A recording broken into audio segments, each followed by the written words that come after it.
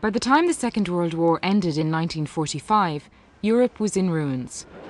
The daunting task of rebuilding and planning a better future began.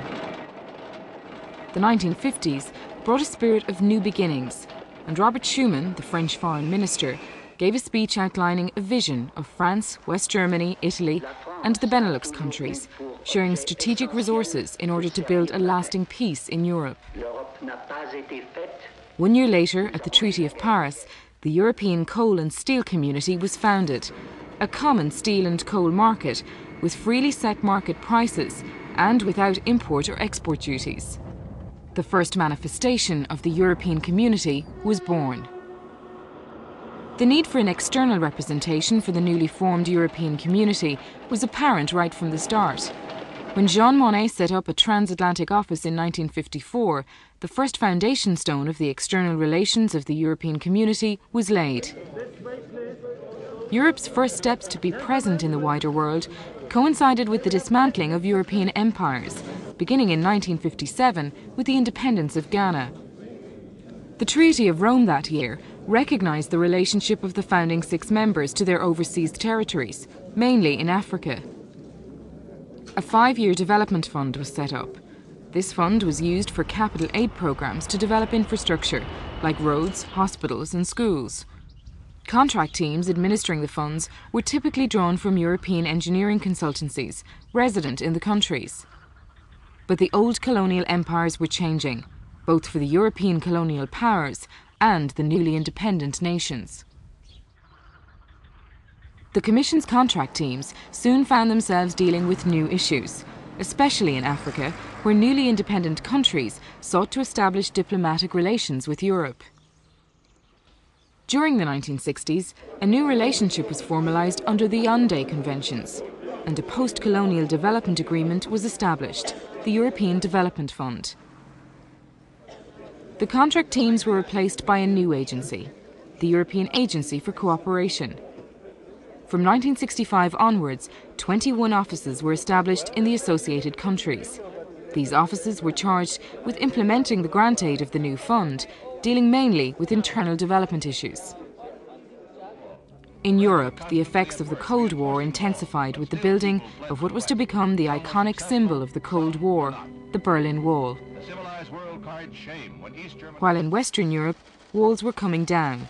In 1968, the customs union was completed and goods now passed freely and unchecked across the borders of the member states. In the mid-1970s, the first Lomé Convention was signed between Europe and 46 founding African, Caribbean and Pacific states. Lomé was a modern international partnership convention, replacing the old post-colonial model. Lomé redefined the relationship between Europe and developing countries. It addressed more than just development cooperation. Now trade, regional integration, political issues and cultural cooperation were on the agenda. European delegation offices were charged specifically with the responsibility of implementing the Lomé Convention, and the number of these delegations doubled. The European Community continued to grow, with the accession of Ireland, the UK and Denmark. The mid-70s also saw the signing of community protocols with 8 southern and eastern Mediterranean countries. The relationship and attention given to Latin America was strengthened when Spain and Portugal joined. Stronger ties were also developed in Asia. Europe became more professional in its dealings with the rest of the world.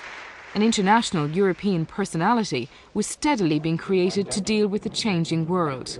By 1980, there were 50 delegation offices around the world. Delegations opened at the rate of 5 a year, as Europe took an increasing role in world affairs.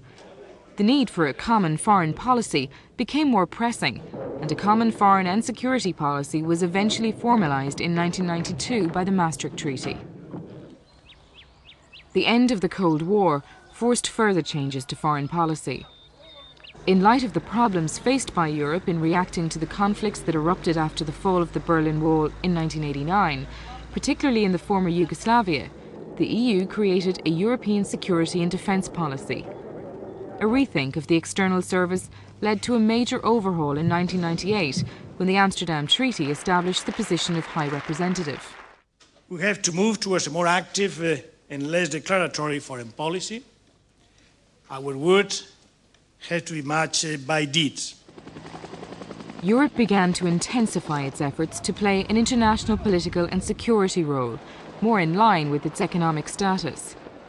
Military or police forces were now sent to areas of crisis to carry out humanitarian operations, peacekeeping, crisis management, and even peacemaking.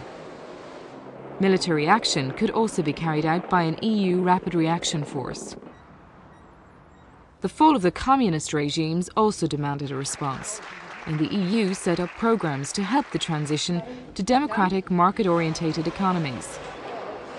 The implementation of these programs coincided with the establishment of new delegation offices across Central and Eastern Europe. Europe also looked to its southern and Middle Eastern neighbours. In 1995, the 15 member states of the EU came together with 12 governments from the region. The Euro-Mediterranean Partnership promoted democracy, human rights and cooperation among the partners. Now in 2007, the EU has expanded to 27 member states, effectively pushing the European border further east to a new set of neighbours. The European Neighbourhood Policy emerged to help the EU's neighbours benefit from the possibilities offered by an enlarged EU and to support their own reforms. Today, the EU is the world's largest donor of development assistance, accounting for more than half of the world's official aid. The External Service has 130 delegations and 5,000 members of staff, presenting, explaining and implementing the EU's external policy. Today, Europe has a global reach, facilitating trade and development, supporting human rights and free elections in order to promote democratic values.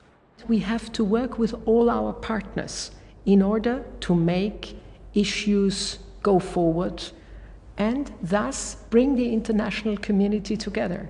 And the more we can do, the more effective we will be. This is what we call effective multilateralism. For 50 years, the European dream has ensured peace on the continent.